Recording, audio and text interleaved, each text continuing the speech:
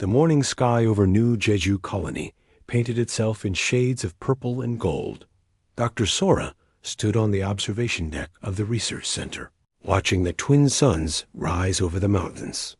She held her coffee cup with both hands, savoring the warmth.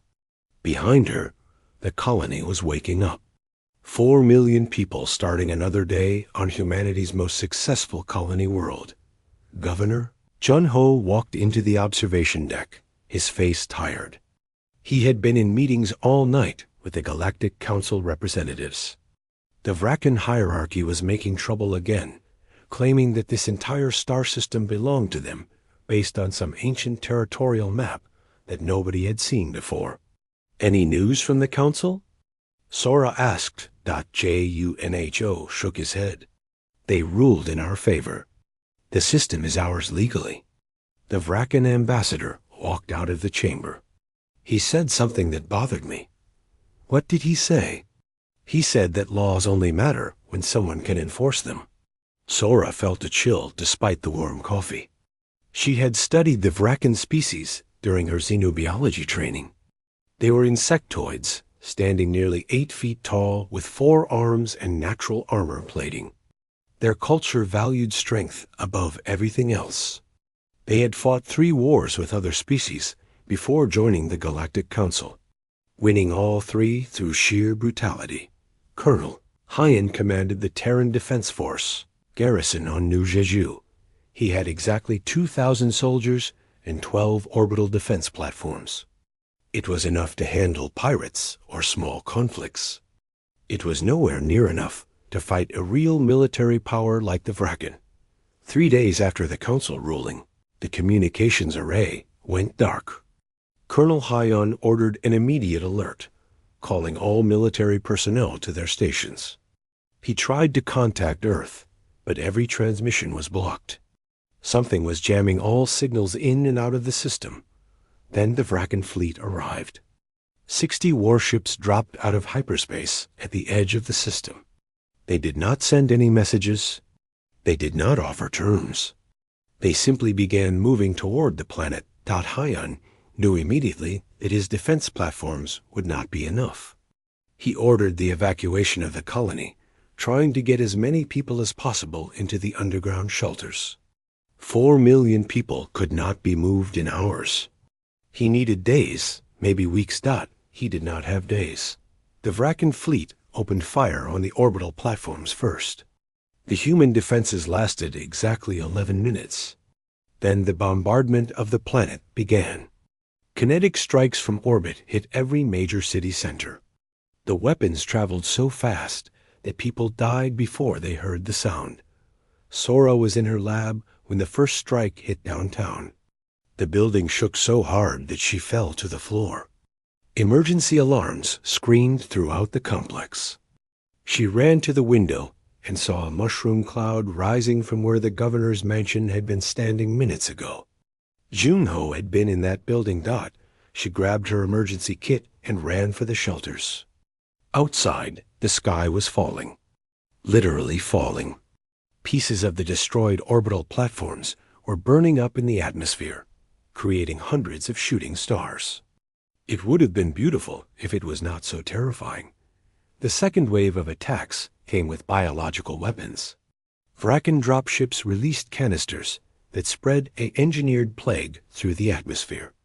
Sora recognized the symptoms immediately. This was not designed to make people sick. It was designed to kill them as quickly as possible. The plague attacked the nervous system, causing death within minutes of exposure. She sealed her suit and kept running. Around her, people were collapsing in the streets. A woman fell right in front of her, convulsing. Sora wanted to help, but knew she could not. The plague was too fast, too deadly. She had to reach the shelters.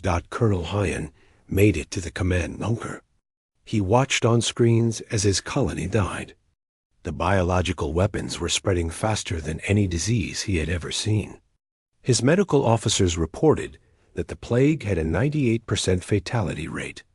Those who survived the plague were killed by the continued orbital bombardment. Hyan managed to get one message out through a backup quantum communicator that the Vraken had not detected. He sent it directly to Earth Fleet Command. The message was simple: New Jeju under attack. Vraken forces using prohibited weapons. 4 million civilians. No survivors expected. Tell them we tried to surrender. They refused. Then the command bunker took a direct hit. Sora reached the research center shelter. 50 people were already inside, sealing the doors. She made it through just as the doors locked. The shelter was designed to protect against radiation and conventional weapons. It was not designed to protect against what came next. Through the shelter's external sensors, she watched the Vraken ground forces land. They were not taking prisoners. They were systematically destroying every structure, every vehicle, every possible hiding place. When they found survivors in shelters, they used plasma weapons to burn through the doors. Sora knew they would find her shelter eventually. She activated the emergency transmitter, knowing it would probably not work through the jamming. But she had to try. This is Dr. Sora at Research Station 7. If anyone receives this message, you need to know what happened here. The Vraken are not just attacking us. They are exterminating us. We tried to surrender. They refused to listen. They want us all dead. Every man, woman, and child. This is genocide. Tell Earth. Tell everyone. They need to know that the Galactic Council's laws mean nothing. Civilization means nothing to species like the Vraken. Tell them.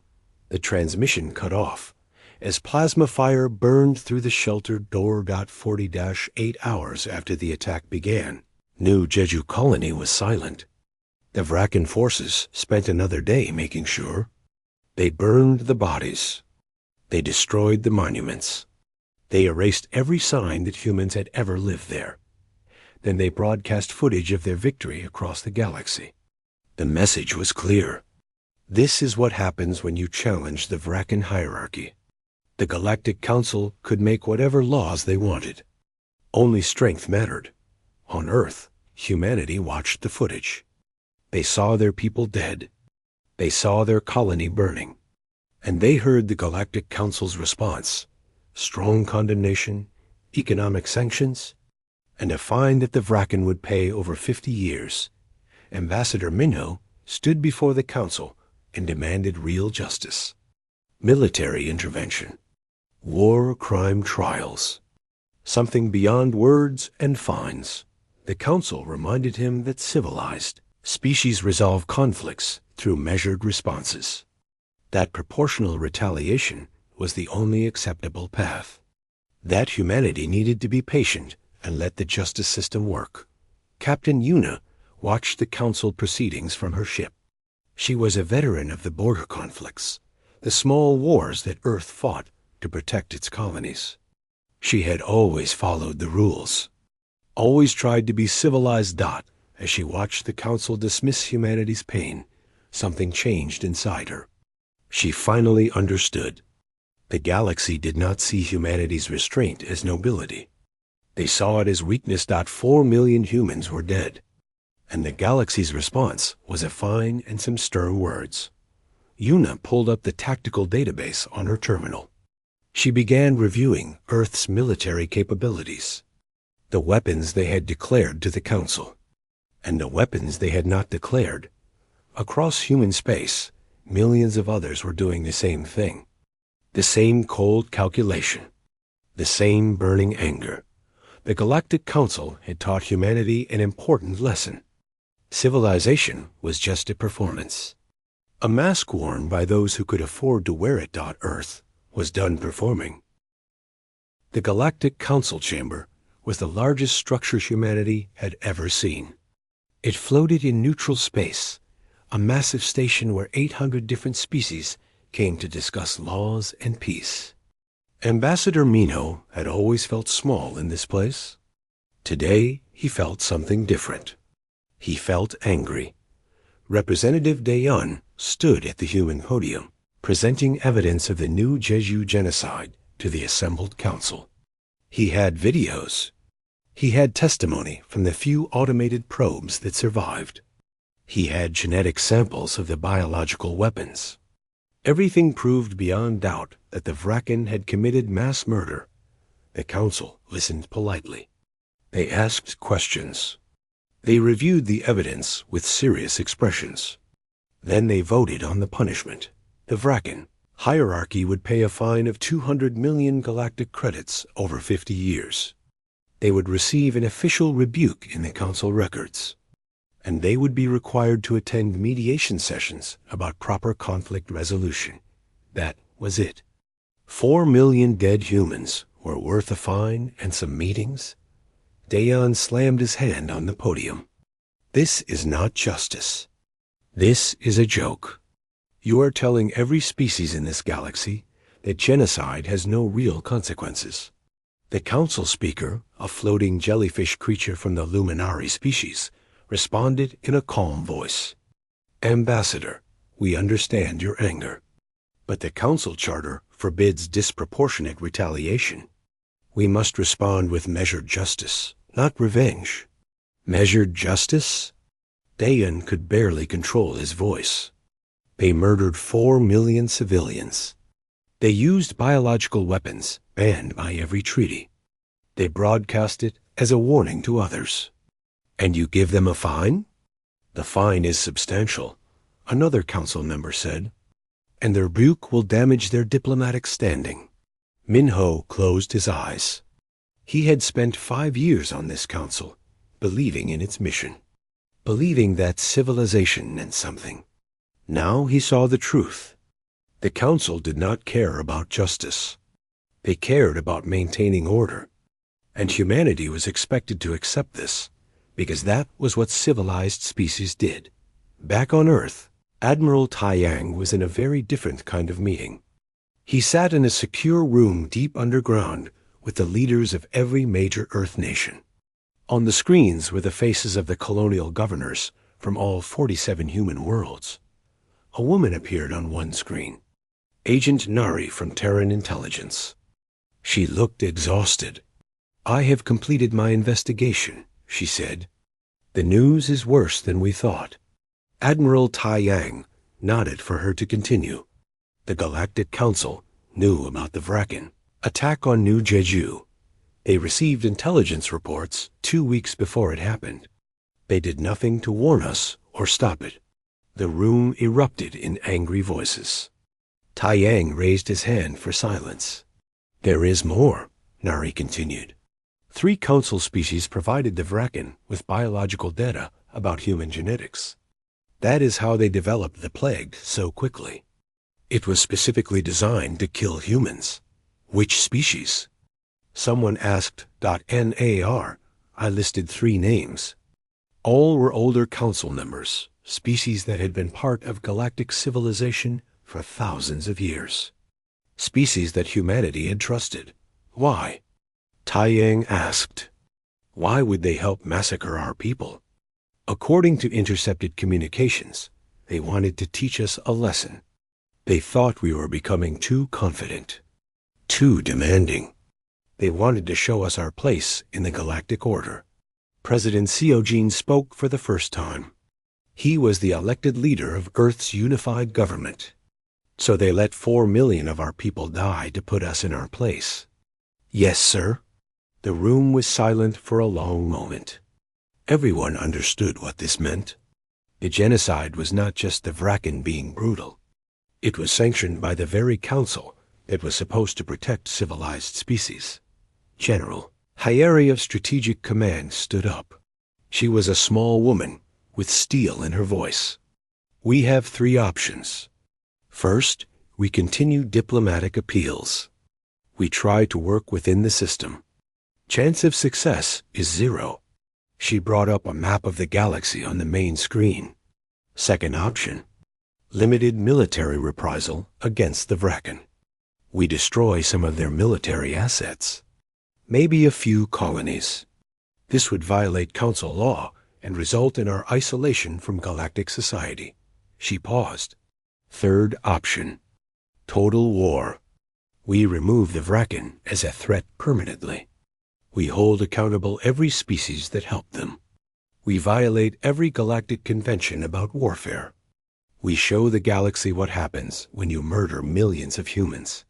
President Seogin looked around the room. Vote option 1, 2, or 3. Every hand went up for option 3. Not a single person voted for restraint. Then we are decided, Seogin said. General Hyeri, begin military preparations. Admiral Tai Yang, mobilize the fleet. Ambassador Mino, prepare our withdrawal from the Council. What about the consequences? Someone asked. The galaxy will turn against us. The galaxy already turned against us, Tai Yang said coldly. They just hid it behind polite words. Now we stop pretending. 3 days later, Ambassador Minho stood in the council chamber one final time. The chamber was full. Every species wanted to hear what humanity would say. Minho did not use the podium. He stood in the center of the floor and spoke clearly. For 150 years, humanity has been part of this council. We followed your laws. We limited our weapons to approved types. We accepted your judgments. We tried to be civilized by your standards. He looked around at the assembled species. We came here believing this council represented something noble, a gathering of species committed to peace and justice. You taught us the truth. This council exists to maintain power for old species, to keep new species like humanity under control.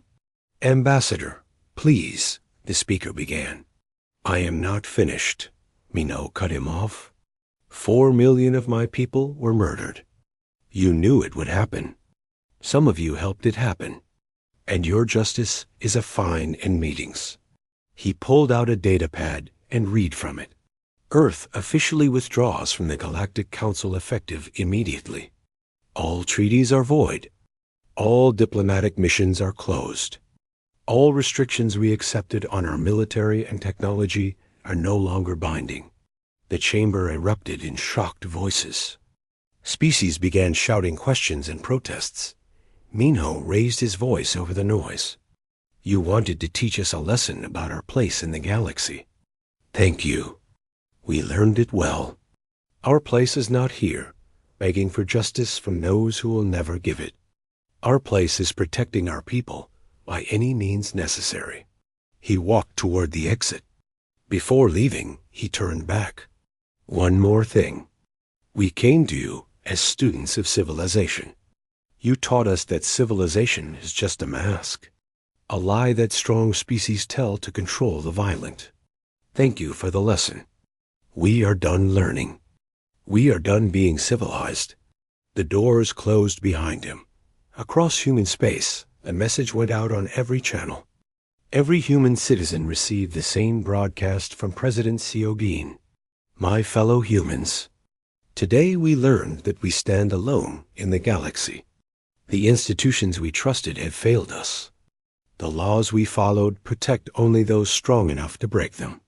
4 million of our people are dead, and the galaxy shrugs. He paused, letting that sink in. For 150 years, we played by rules designed to keep us weak. We accepted limits on our weapons, our expansion, our power. We did this because we believed in civilization. We were wrong.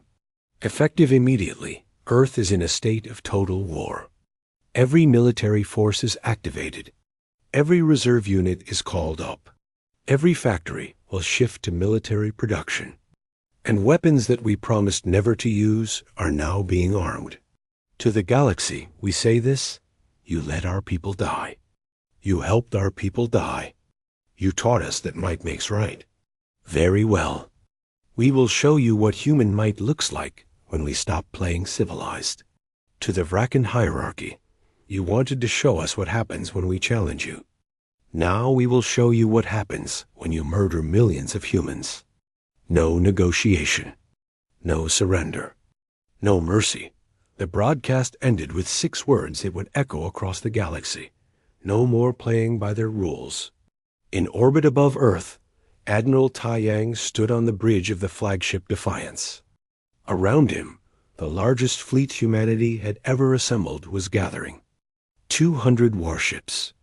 And every single one carried weapons that were supposed to remain theoretical. Captain Yuna reported for duty on the destroyer Justice. Her orders were simple. She would be part of Battle Group Vengeance.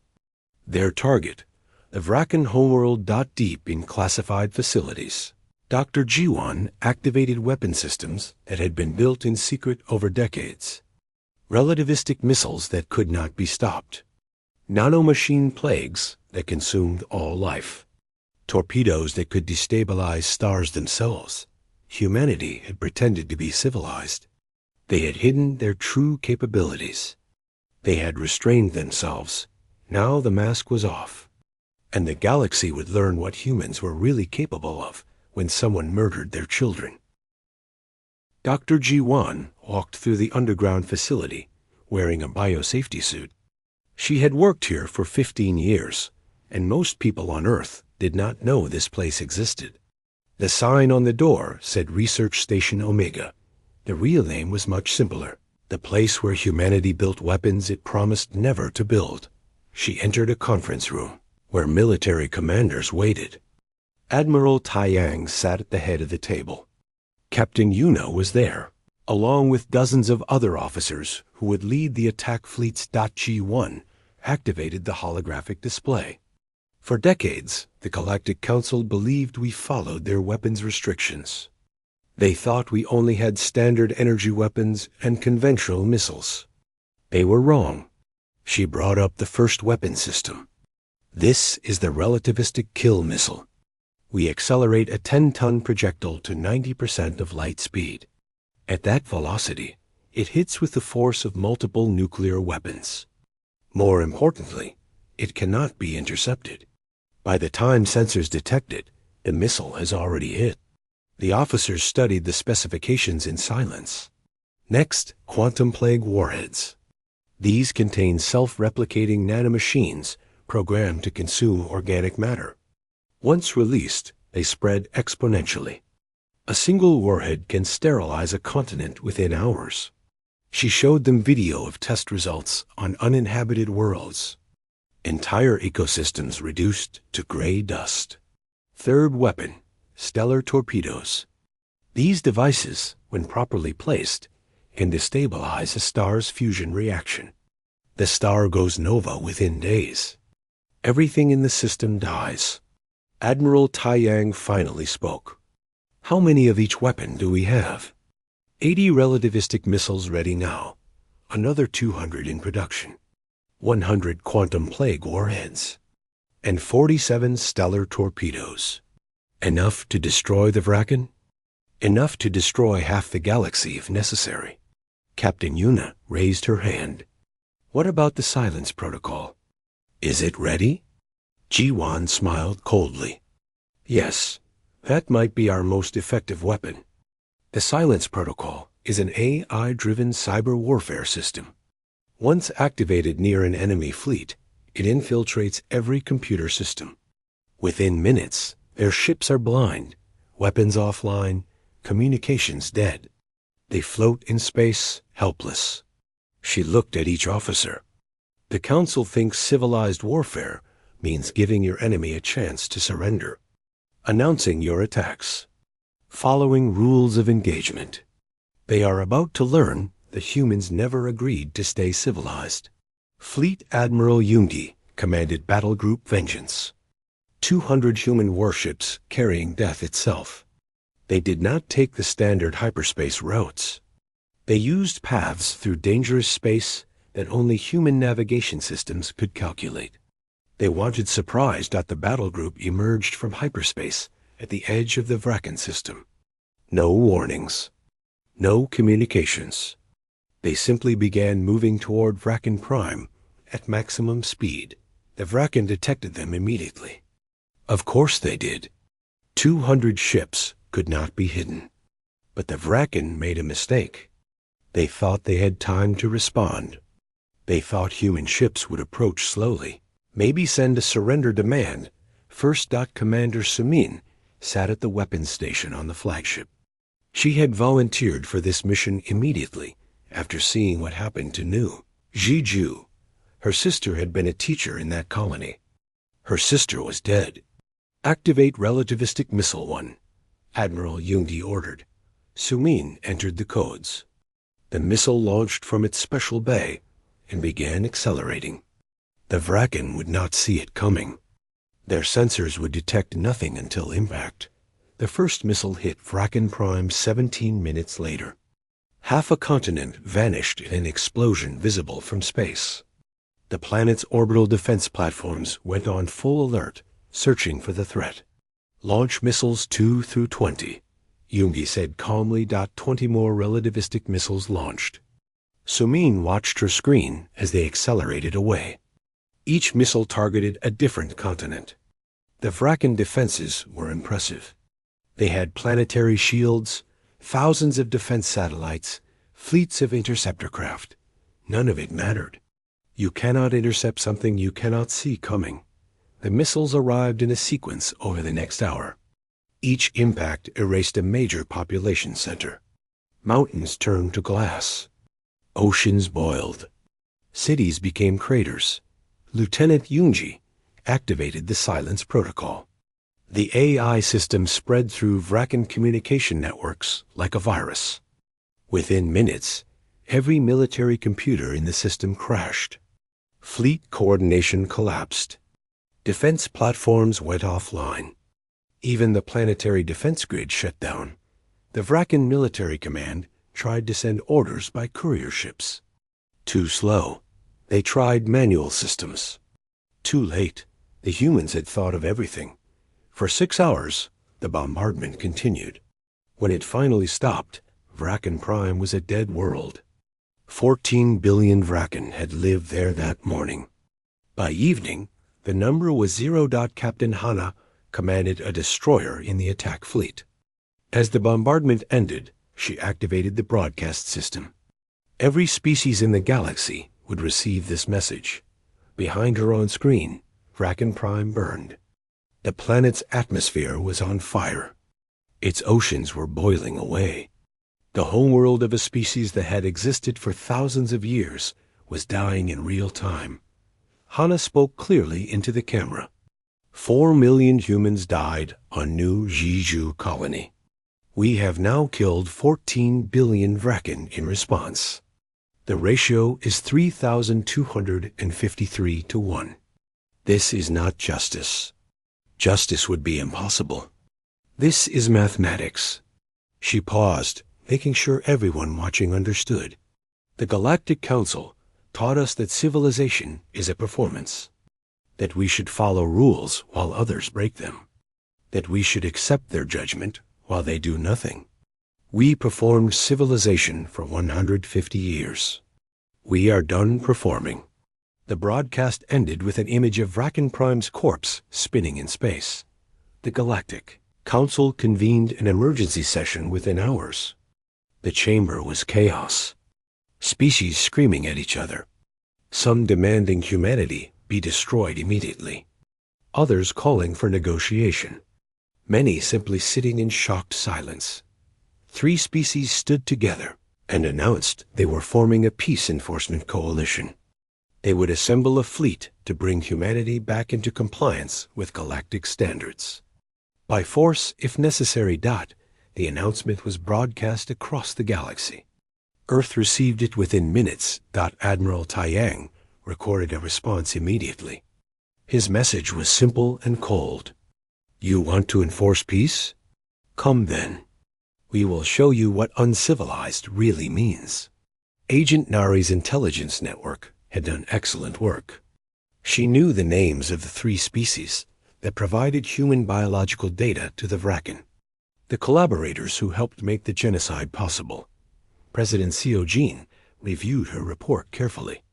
Then he authorized Operation Accountability. 3 quantum plague warheads launched from hidden human bases. Each warhead targeted the government center of 1 collaborator species. The plagues were precision engineered. They would only affect individuals with specific genetic markers. found in military and government officials. The warheads arrived at their targets within 72 hours. The plague spread quickly but selectively. On each world, only the leadership died. Government officials, military commanders, intelligence officers. Approximately 47 million dead across all three species. The civilian populations were untouched. Cities continued functioning. Children went to school. Factories kept running. But the governments that had helped murder 4 million humans were gone. Earth broadcast an explanation. These three species collaborated with the Vrakan genocide. Their leaders provided genetic data that was used to create biological weapons, specifically designed to kill humans. Those leaders have now paid for their crimes. We could have killed billions. We chose precision over genocide. This is the mercy that was not shown to New Jeju. The galaxy reacted with horror and fear. Humanity had demonstrated something terrifying. They could kill with either brutal, overwhelming force or surgical precision. They could destroy an entire world or eliminate only specific individuals. And they were willing to do both. Captain Yuna returned to Earth for resupply. She walked through the streets of Seoul on shore leave. People recognized her uniform and thanked her for her service. Some gave her flowers. Others just nodded with respect. A young girl approached her, maybe 8 years old. "My teacher was on New Jeju," the girl said quietly. "Thank you for making them pay." Yuna knelt down to the girl's level. "Your teacher would be proud that you remember her. That is what we fight for, so that people remember." As she walked away, Yuna thought about what they had done. 14 billion dead. 47 million more. Numbers so large they stopped meaning anything. But she remembered the footage of New Jeju, the bodies in the streets, the cities burning. The Vrakan broadcast celebrating their genocide. She felt no guilt. Only a cold satisfaction that justice, even imperfect justice, had been delivered. Back at Fleet Headquarters, Admiral Taiyang reviewed intelligence reports. 17 more species had joined the coalition against humanity. They were assembling fleets at various points in the galaxy, planning a coordinated strike. He smiled without humor. They still did not understand.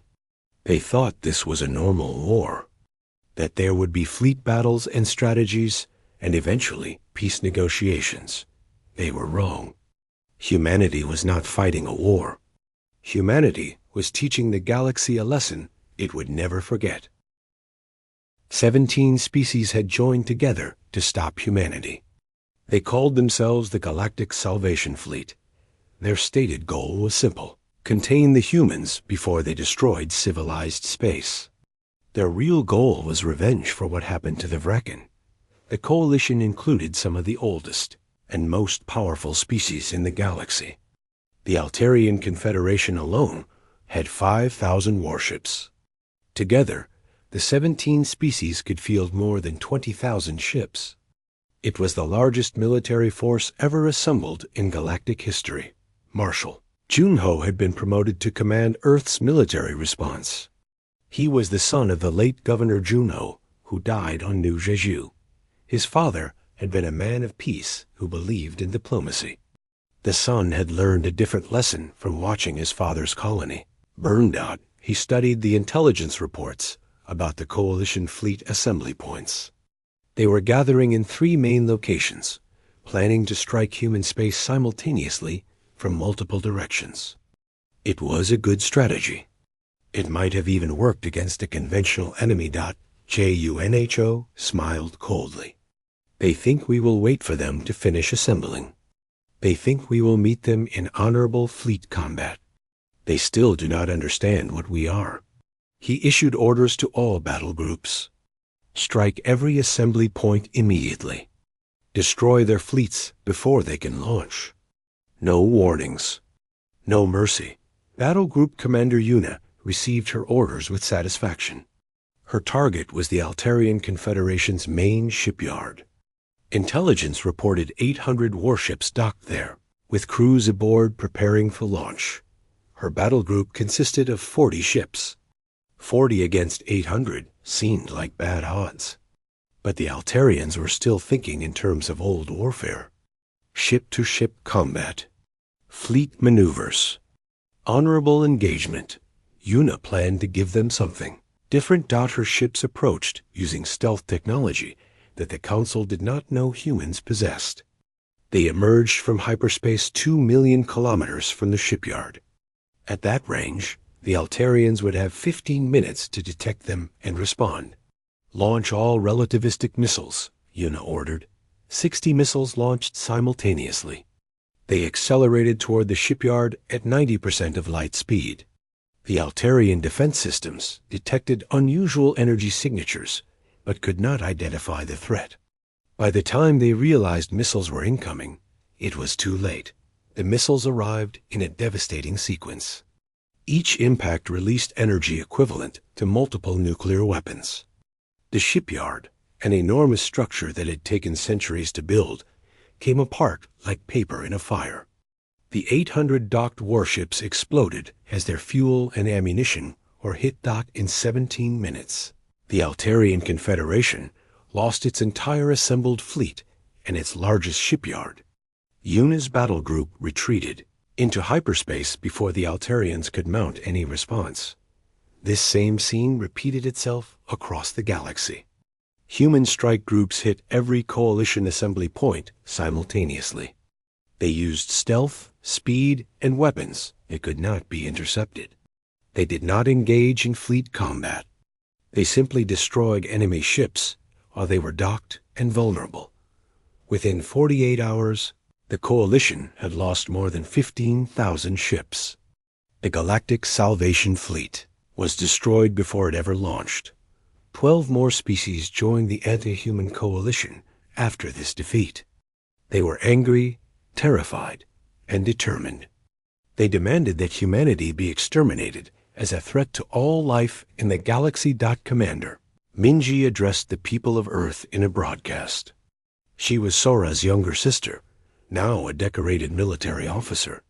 They call us the threat. 4 million of us were murdered, and the Council did nothing. We responded, and suddenly we are monsters. So be it. If they want monsters, we will give them nightmares. The new coalition attempted a different strategy.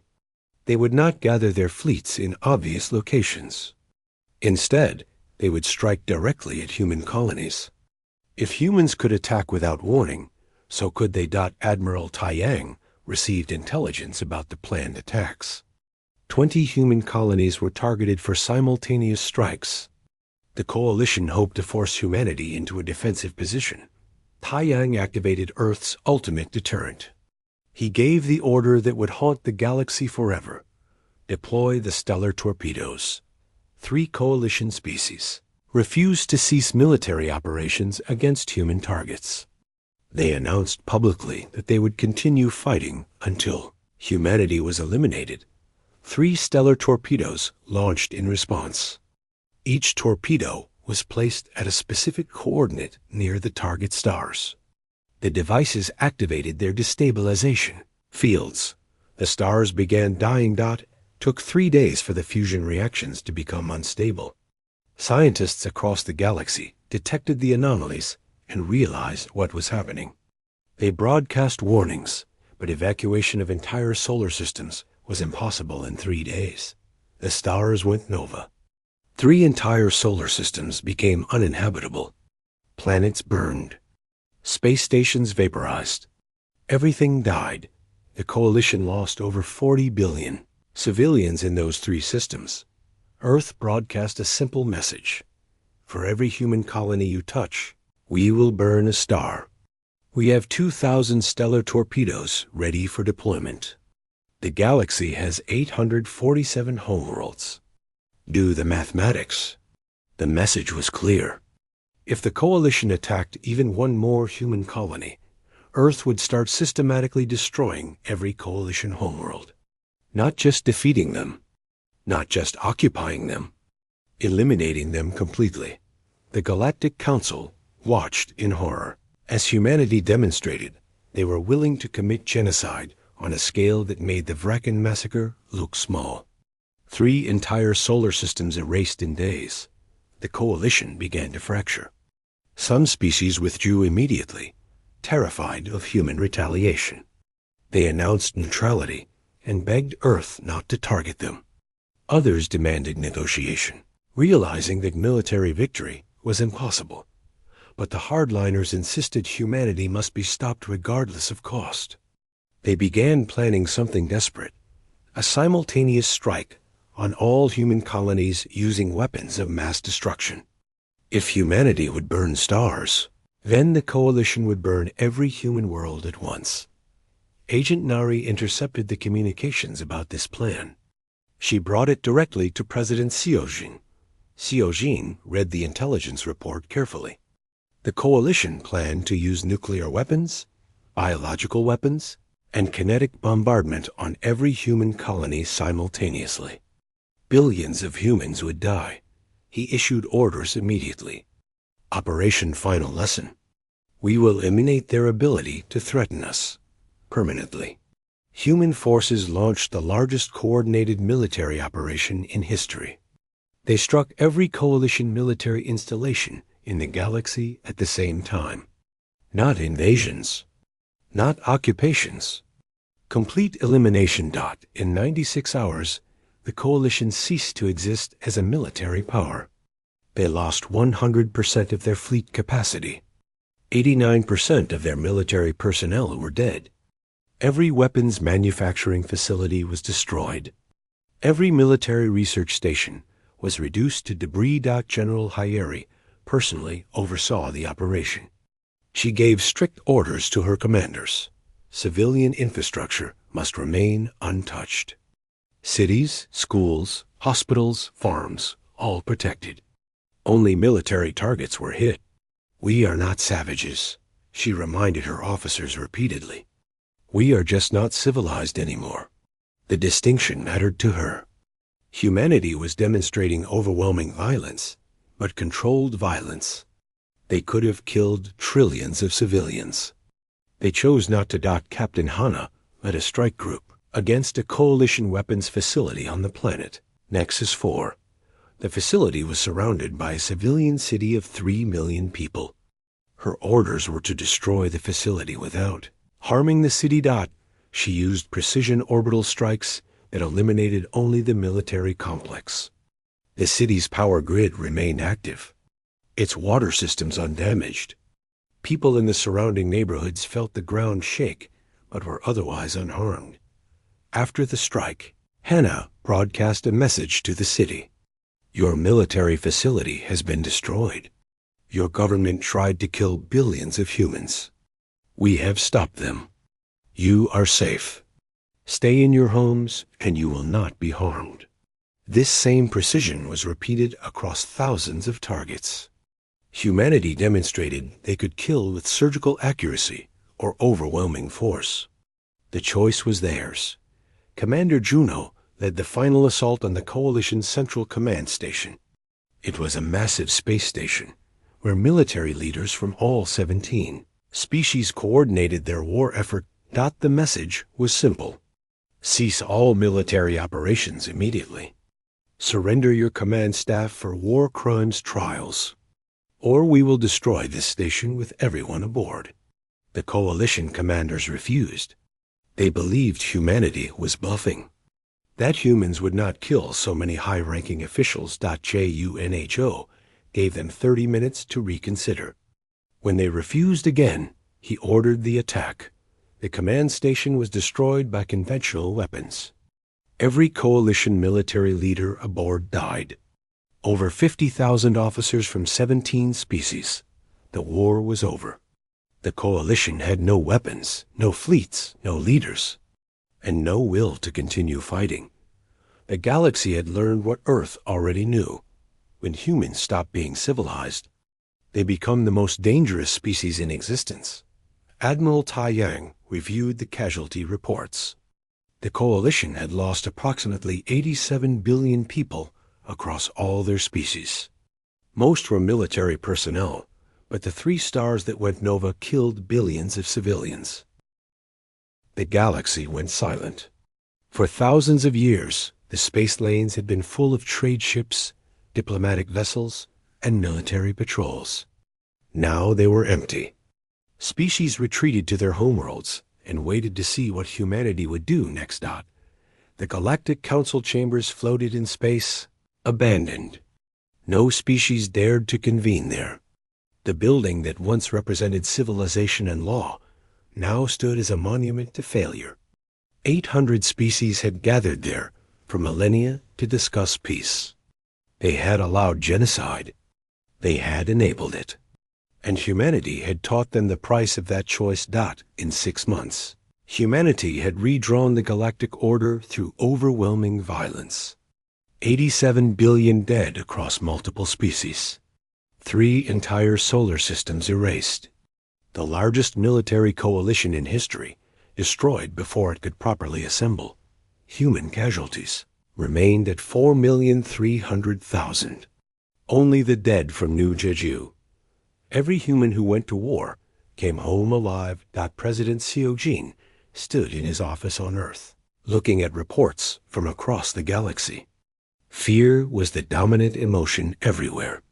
Species were dismantling their militaries voluntarily, hoping it would save them from human wrath. Trade had collapsed. Some civilizations were on the edge of starvation. "We broke the galaxy," Admiral Taiyang said quietly. "Now we have to fix it." Sekojin nodded. "We never wanted an empire. We just wanted safety. But safety requires order. And right now, there is no order." He made his decision. "Prepare the broadcasts. We will offer them terms." The Terran Justice Commission was established in neutral space. Ambassador Mino, who was no longer an ambassador, but something more like a judge, led the proceedings. Every species that participated in or enabled the New Jeju genocide was brought to account. The trials were public. Every species in the galaxy could watch. The evidence was overwhelming.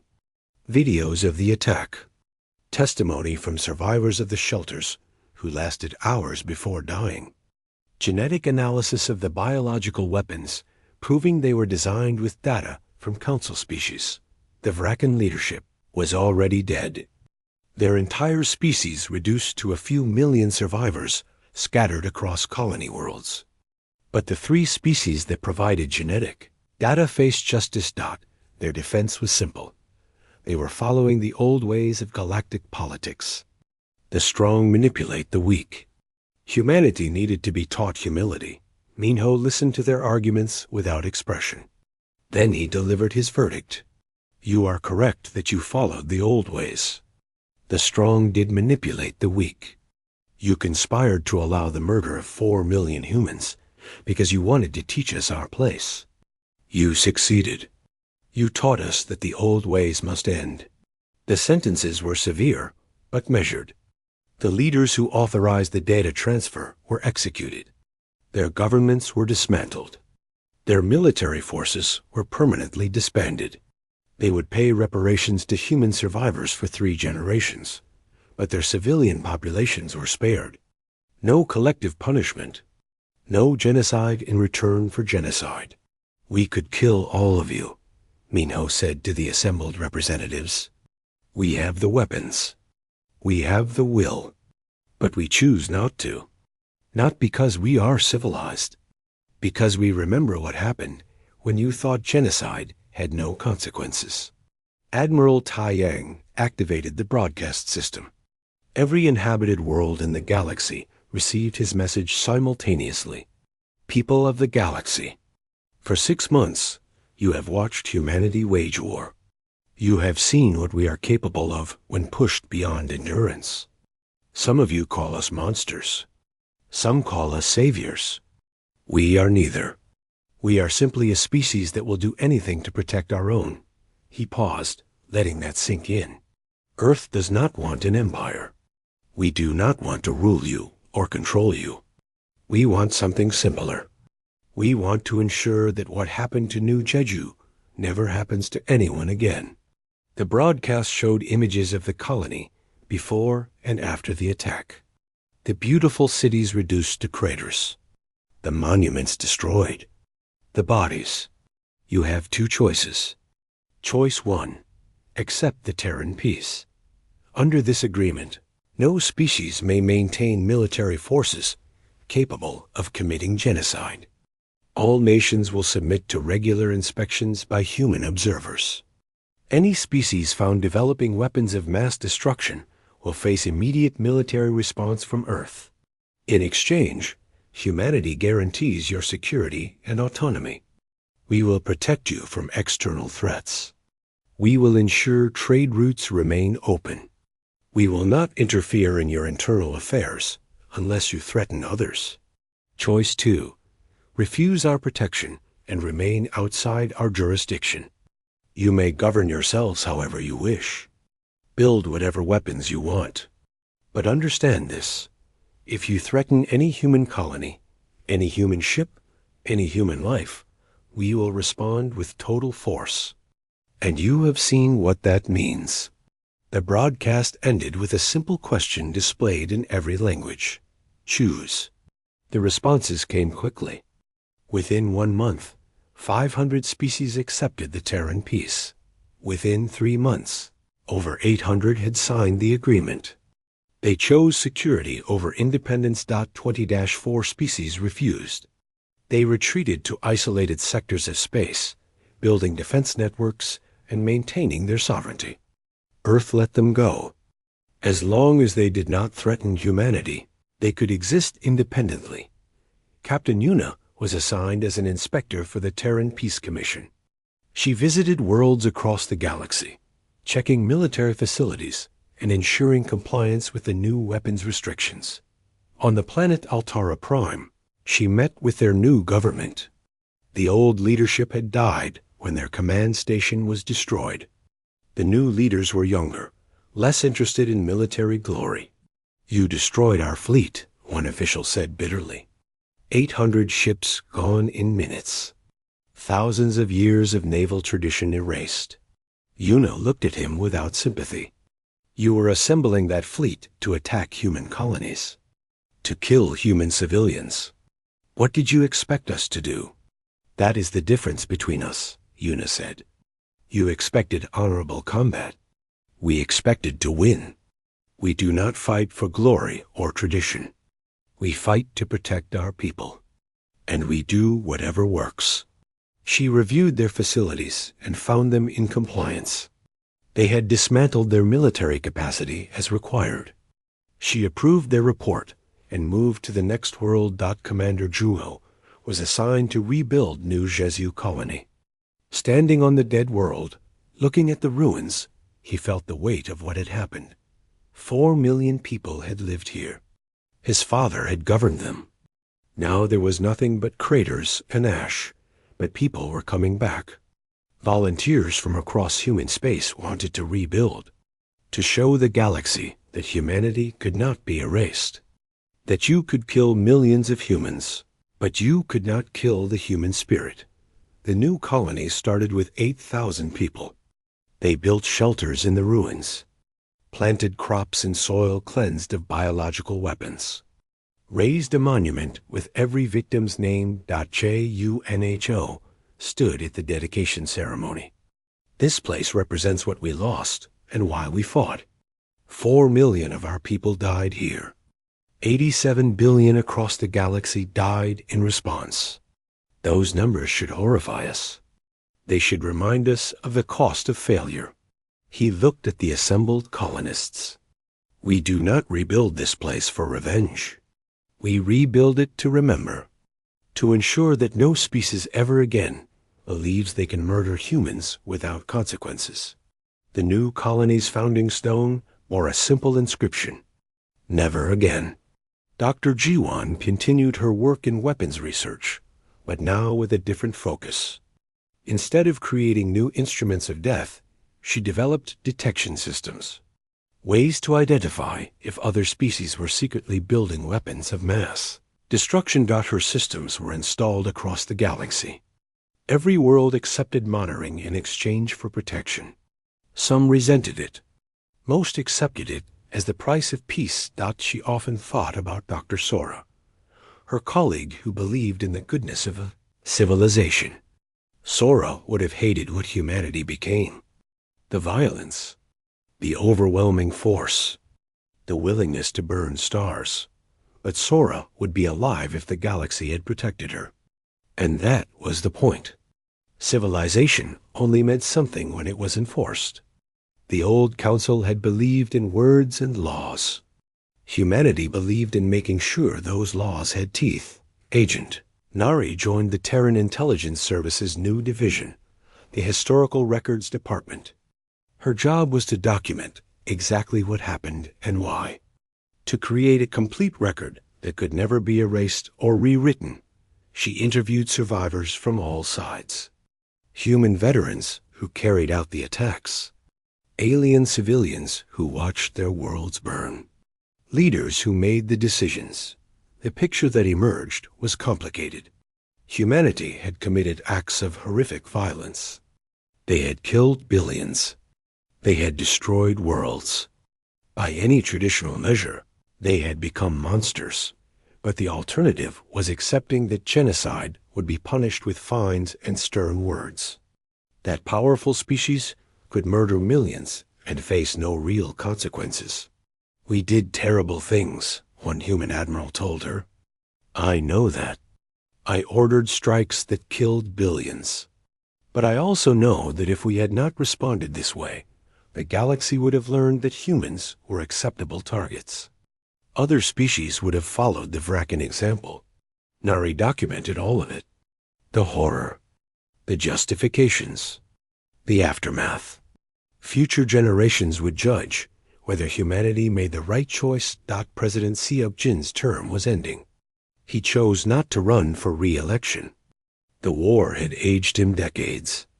He spent his final months in office trying to build lasting peace.